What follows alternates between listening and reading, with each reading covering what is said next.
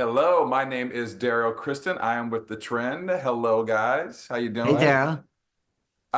Thank you for having me today. I'm really excited to see the full 8 episodes of the series. So, what I want to know is why do you feel it was important to tell this story? Well, the story came to us through an actor on Narcos when we were in Colombia doing Narcos, and he said his dad was the general manager of the Mutiny Club and Hotel, and I was curious, and I had never heard of the Mutiny, which he described as the Studio 54 of Miami. So I said, write something up about it, which is usually the way to get people to never bother you with the idea again. But several years later, he did send me a document that I thought was very, very intriguing. And the fictional element that we added was that Roman Conti had an older brother who was a major trafficker. Now, in real life, Roman Conti dealt with major traffickers all the time, but they weren't kin.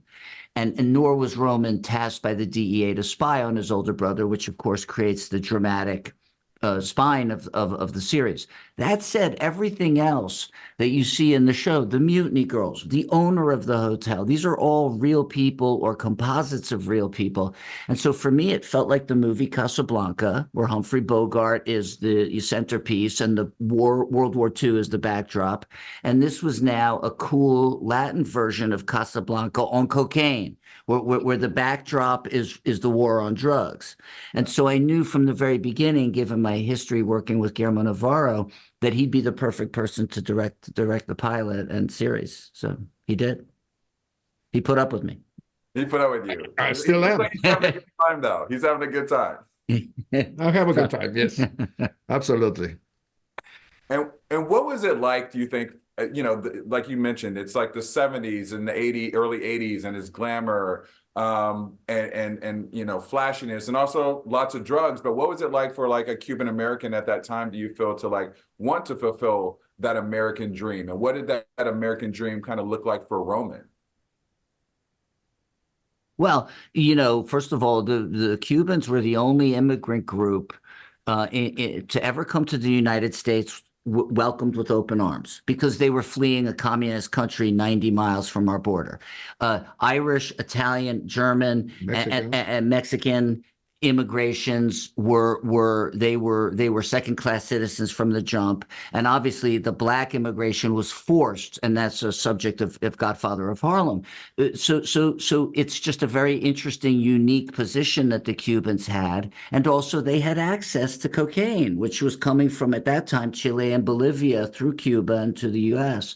So we just found it fertile ground to examine things like immigration, reaching the American dream, desire for your homeland that you've lost. All of those things are underneath the surface of what we hope is like a sexy, sunny, fun, entertaining, disco infused, Latin music infused piece of entertainment. Because that's what we're doing is we're trying to tell stories that people entertain people. And then for Roman, like, how would you describe Roman? Well, it's interesting. Maurice describes his father as a man who could jump between all worlds. He would be hobnobbing with Julio Iglesias, who played his initial concerts at that club, all the celebrities there, but could also deal with the hotel owner, Burton, and the clientele. On our show, we have the great Danny Pino playing Roman, and Danny is first of all, he is just the most a great actor and a great person to have as number one on the call sheet because he's such a good man and such a good human being. He sort of infects everybody with his goodness. I don't think this guy has ever been within 100 miles of cocaine, but he sure makes it seem like he has, Mhm. and he carries with him a kind of implicit niceness, but also an implicit danger. So I can't say enough about his performance and Yul Vasquez and Michael Chiklis and Laura Gordon and Tanya Watson. We really pride ourselves on casting great actors in these roles. And what they do is they ground the show. They make it feel real, even though it's a bit of a concoction. Yeah, and I mean it's such an amazing cast. And what do you hope that the audience takes away from just seeing this story? Well, I hope they get the little bit of nutrition we're trying to provide about how it is to be an immigrant and how American this story is on some level. I hope they don't take away that they want to become drug dealers. In fact, the tagline of the show is every pleasure has a price. And that's what we always said about the club. Inside the mutiny, nobody gets nosebleeds, nobody gets carried out on a stretcher. It's all fun and games. Outside the mutiny, you see the carnage created to supply those partiers.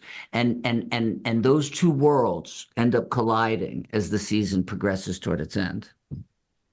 Amazing. Well, I can't wait to see all of the flow of the show. I'm super excited about it, and thank you for bringing this to us. And I'm honored to talk to both of you. Thank you, Excellent. Daryl. Appreciate it.